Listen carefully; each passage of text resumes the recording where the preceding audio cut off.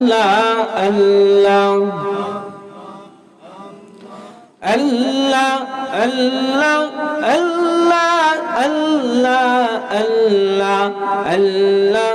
আল্লাহ আল্লাহ আল্লাহ ইজ্জত হুরমত চাইলাম না ধন দৌলত লাগবে না ইজ্জত হুরমত চাইলাম না ধন দৌলত লাগবে না